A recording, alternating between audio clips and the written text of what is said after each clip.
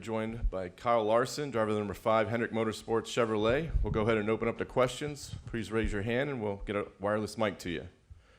Go ahead and start up front with Zach, and then we'll work our way over to Bob and Jordan.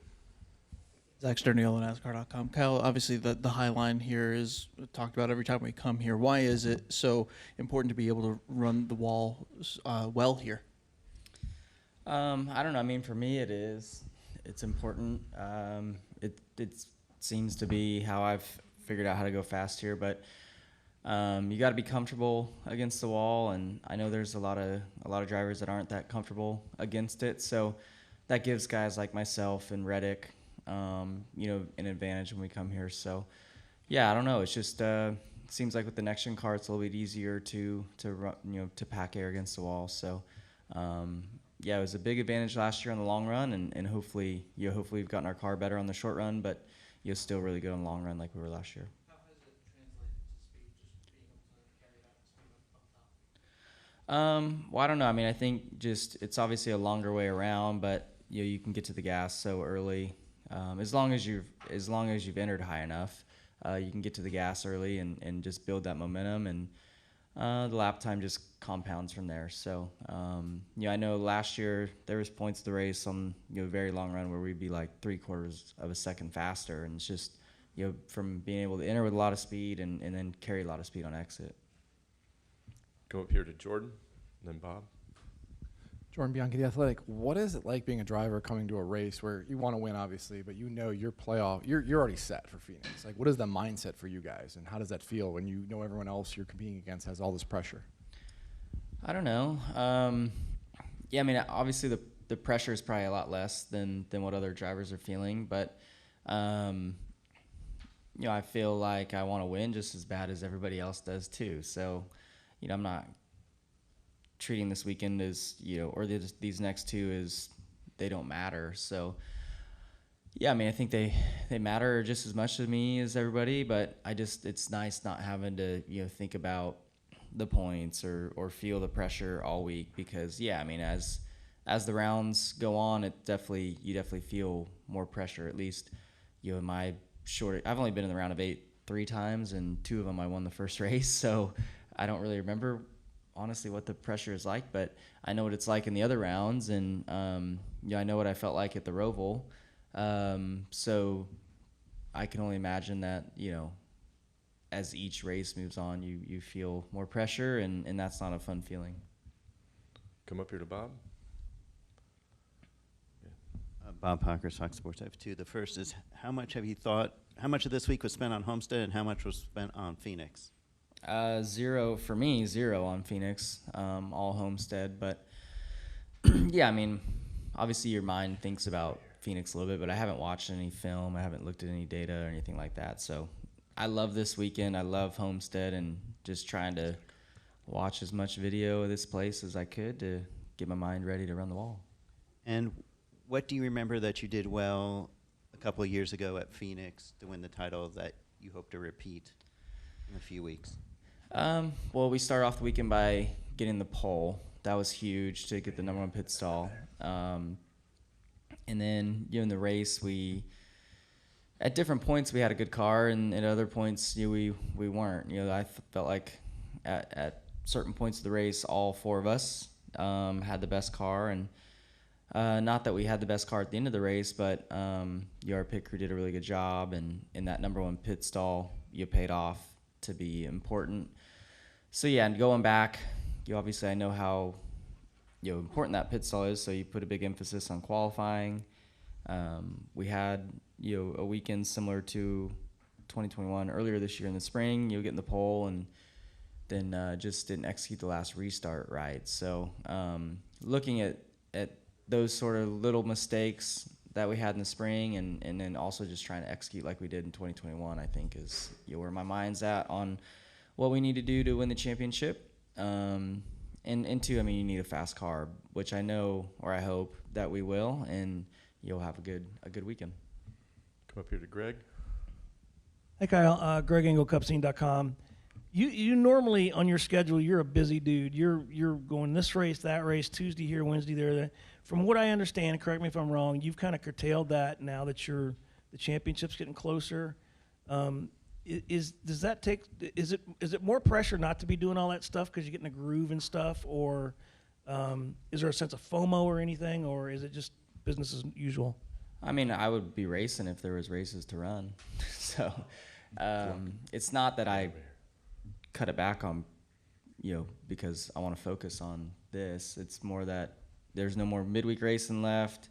I'm not going to race in Texas last night and then come to Homestead and be in the media center at 8 a.m. the next day. So, I mean, I just can't race. I still had a busy week. I tested the late model on Monday.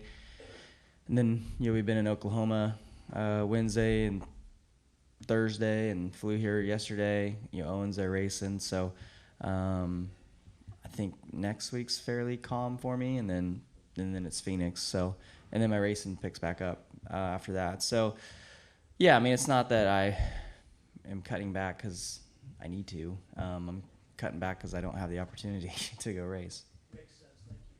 Go ahead, Jeff. I don't know if this is a fair assessment or not. So, in the next gen era of all the ovals, is this the track where the driver can do the most or control the most compared to, because just the ability to run the Highline, does that, or are there other tracks where the driver can make that much of a difference? I mean, I don't know. That's a good question. I won this race last year, so I want to say it's all driver, but I don't know. I think for whatever reason, it didn't seem like people could run the wall quite as good as I could last year. So we were able to have a big advantage on the long run.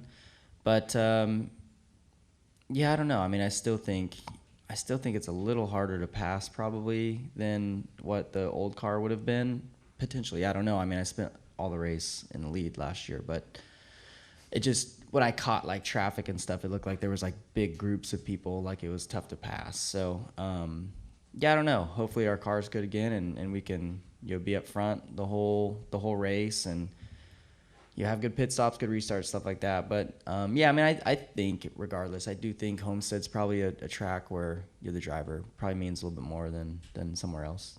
And then, can you refresh my memory of how you figured out that the Highline was going to work so well for you here? Like, is that just purely from, hey, like, this is works in dirt, let me try this, or like is something else? Did something build up to that to make you discover that? Well, I remember when I ran the race, the truck race here in 2012. That was my first time here, and we had a really good race and led some of it. I got to battle with Kyle Busch for a little while, and we were running. I was running fairly high, and then he passed me and like stuck his hand out the window and told me to get higher. So I just started running as high as I could, or at least at a point in the corner, I would get really close to the wall. And then, once you do that a few times, you can feel the effect that the right side of the car has against the wall.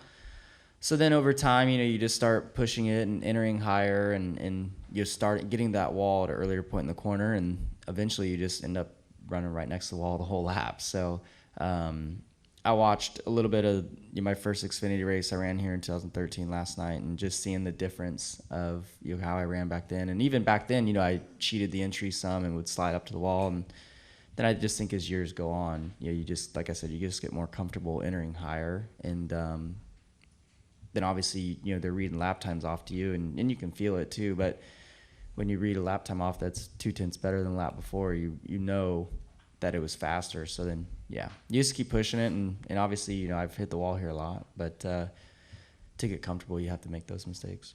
You sure he was telling you to get higher? That's what I was going to ask. Yeah. No, he wasn't flipping me off. I know that. But I don't know. He did that. He actually, so maybe he wasn't saying that back then, but he did that again somewhere this year. He passed me and like stuck his hand out and was doing that. I asked him later, I was like, what were you telling me? Like, I was already running the top. And he said, no, that was me telling you I'm going to run the bottom, and you just, I'm going to leave you laying up top for some fresh air. So maybe that's what he was telling me back then, but I took it as I needed to run higher. Like I was this young rookie. I mean, it was only my 4th ever truck race at the time. So I took it as, I needed to get higher. So I just started running higher and passed him back a few laps later. And we've been really good here ever since. Good, go ahead. Dave Moody from MRN and SiriusXM. You mentioned it. You seem to have an ability at the extreme outside that not everybody has. Reddick's kind of the same way. Does that relate at all to all the years that the two of you have spent banging cushions in sprint cars and midgets over the years? Yeah, I mean, I definitely think, coming from the background that we have, it definitely helps. I think Homestead to me reminds me a lot of Eldora. The way both ends are, the way you kind of cup into turn 1, 3 and 4 is seems a little flatter and all that, but you still run against the wall. It just feels similar to me. And then, I mean, that feel that you get of packing the air against the wall kind of feels like you're running a soft cushion to me at a dirt track. So, I think that's why, dirt guys kind of excel here. I can't think of any pavement guy or pavement background driver that is really comfortable against the wall. But, I mean, maybe Truex. Truex is really good. Denny's good on occasion running the wall. But, Reddick and myself, we seem to be really, really comfortable up there. Okay, we'll go back here to Claire. Claire B. Lang, SiriusXM NASCAR Radio. So fans are enamored with you running the wall, and it's really interesting to hear you talk about it. Cole Custer was saying yesterday they were having a hard time seeing and couldn't even see the wall while they were trying to get up close to it, and that could figure into the end of the Xfinity race. And I was asking him about, because some drivers say you can actually hear the sound. Do you go off the sound? Are you able to do that when you're running the wall if you can't see as well? Have you been in a situation? I don't think for Cup here the sun will be a problem, but can you talk about that? I mean, I think you kind of use all your senses. You use sight, sound, feel, all of that. So, the sound gets really loud as you touch the wall, so you don't really want it to change too much. But the sun is really bad into 1. So I'm guessing that's where he's talking about it's difficult. As it gets later into the day, it's kind of right in your eye line into turn 1, and it needs to kind of get behind the sweets and stuff there into 1 for you to be able to see well enough again. But I think that's when I think I just more go off of the feel of the air pushing against your car and the wall. That's kind of where I get most of my feel from, I think, but I'm sure sound as well. And at this stage, because, we give you a lot of credit for how good you are at that, how often in your mind are you completely sure that you're there at that line and not going over? And how many times would you take a chance when you're running the wall to get ever so much closer? Or are you pretty much sure now, given all the things you've told us? Well, I mean, you still get into the wall. Like last year, I mean, I ran next to the wall, the whole race basically, and you scuff it a little bit here and there.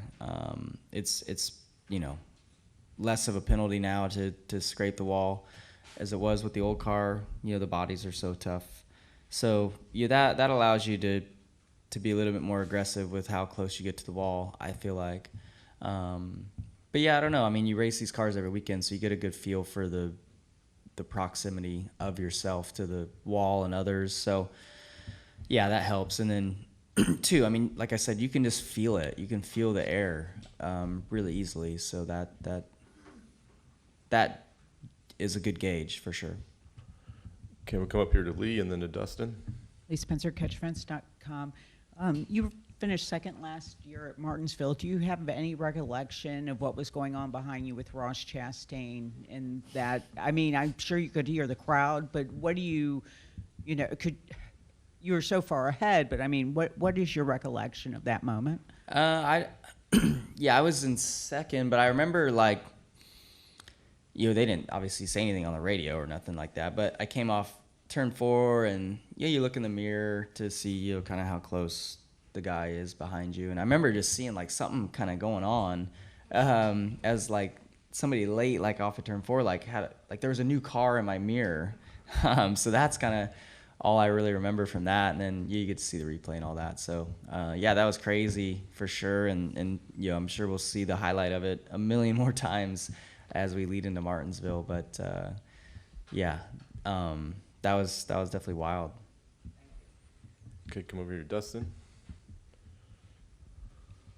Dustin Long, NBC Sports. As Owen gets older, does he have a little bit more of a understanding and appreciation of what Dad's doing in the sense of going for another championship? You know, I'm sure there was a lot of excitement a couple years ago, but do you notice then how he's viewing what you're doing right now a little differently as he's gotten older and understanding things? I don't know. I mean, that would be a good question, I think, for him. He'd get nervous, really, if you were asking him a question, I'm sure. But I don't know. I mean, I think he understands, you know, what we did last week and what that means for a few weeks from now. But I don't know if he thinks it's like cool. I don't know if he like I don't know what he thinks about it. But I know he knows that, you know, we get to race for another championship and all that. And even Audrey, I think, you know, she was 3 and she's, you know, sees the pictures of her sitting in the trophy and all that. Like, even she understands, I think, what that race means a little bit, but maybe not quite to the magnitude that, you know, all of us think that race is, or what a championship really, you know, means to somebody. But yeah, I mean, I think as he gets older, as, you know, all my children get older, they'll understand a little bit more. But I think when a kid's that young, like, Dad's not really that cool yet. So I think as they get older, they can really appreciate even more. So does that mean with Owen's racing, does he, if you give advice and then somebody else gives the same advice, he's more likely to listen to the other person? Oh, yeah, he doesn't listen to me at all. I don't even talk to him anymore at this point at the races. He usually does better the less I talk to him. So, yeah, I don't really talk to him a whole lot at the races. I kind of just stay out of everything. And one other thing, you were talking to Bob's question earlier about the things that you learned did well at Phoenix. Are there things, even with the success of 2021, that you'll look to go back and change this time around to it works better in your schedule, do something better, and that from that learning experience? No, I mean, I feel like the whole week was a great experience. Last time, you know, it's your first opportunity at championship, so you want, like, there's a lot of friends and family coming and all that, and that was really special to me. And basically the same group of people are already planning on coming, you know, this trip. So yeah, I mean, you hang out with them and, you know, grab dinner and all that. I mean, trying to treat it as a fairly normal week and not trying to distance myself from my friends and family. So yeah, I mean, I plan on doing basically the same stuff I did last time. So yeah, I mean, I'm curious how media week will be different, stuff like that, you know, that I think will be a little bit different, you know, where that location is, stuff like that around the city. But yeah, you know, my friends and family are really important to me, so it was awesome that they were there last time and we got to celebrate afterwards. And, you know, I'm happy that they're coming back, and, you know, hopefully we get to celebrate again later in the night. Okay, we'll come up here to Zach and then Jordan. Going back to that championship race in 21, a lot of I think 4 of the 5 pit crew members on your team today were pitting your car back then. To see them kind of be able to continue to be an elite crew despite the change from the 5 lugs to the single lug, how important has that been to the success of this 5 team? And is there any kind of bond that you have with those guys, being that they've been on your car for so long now? Yeah, I mean, and they've been in the sport for a long time, even before I got in the sport. So I'm not sure how many championships a few of them have, but it's got to be a lot, you know, because they were on Jimmy's team as well. But yeah, no, this year for sure they've done a great job. 2021, they were the best pit crew all season. This year they've been in the top 2 or 3 all season. You know, big improvement from where they were at last year. I think there was a lot to be learned with the, you know, new style pit stops last year, and just took them a little bit of time. But, you know, all season they've been really strong. So all of Hendrick Motorsports really has been really strong on pit road. So yes, they've been important to every one of our wins this year. And you know, to win a Cup Series race, it just takes your whole team for sure. And Like last week, we gained 2 spots on pit road and got control of the race for the last run, and that was it. And Richmond, Darlington, they're a part of every win in a big way. So, yeah, I hope that we can continue that. I think what I like the most about them is they're the best when it matters, at the end of the race. So that's really important to win these races. Go over here to Jordan, and then we'll wrap with one question in the back. Jordan Bianchi, The Athletic. Do you have a favorite, two-part, do you have a favorite Kevin Harvick story on the track? Like encounter or exchange or anything? Specific track? On the track, yeah. I don't know. I've just really enjoyed racing with him. He's such a tough racer, and I feel like he can do a lot more with his race car than most drivers can. So I've had some great battles with him. I think he's only been mad at me like one time, so that's pretty good, I feel like. So and he probably doesn't even remember when he was mad. So what was he mad about? It was Phoenix, I don't know, a long time ago, and he was battling to make it into the championship 4, and there was a restart, and I think Joey ended up winning the race, but he was second row, I was third row inside, and I didn't even like get in there, but I just kind of showed my nose, and he was mad about that and came down afterwards. I can't remember exactly what he said, but I explained to myself that he wasn't going to win anyways, and he was fine with it afterwards. I was like, whoa, that went smoother than I thought it was going to. He was walking over. I was pretty scared. So, yeah, he's just an intense guy, and I've made it a point this year to not piss him off because he's probably on his 0 fucks given tour. So, didn't want to be on the receiving end of anything. And then off the track, favorite story with Kevin? Off the track, I just really appreciate and notice, pay attention to how great of a father he is. How dedicated he is to Keelan for sure, but even his daughter Piper. You can tell that she's a daddy's girl, and Audrey is a daddy's girl, or daddy's girl as well. So, watching him balance all that, and I feel like his kids are very well behaved and very mature for their ages. So. Just try to pay attention to how he parents and put a little bit of that into my parenting as well. Okay, we've run out of time, so Kyle, thank you for coming in. Good luck this weekend.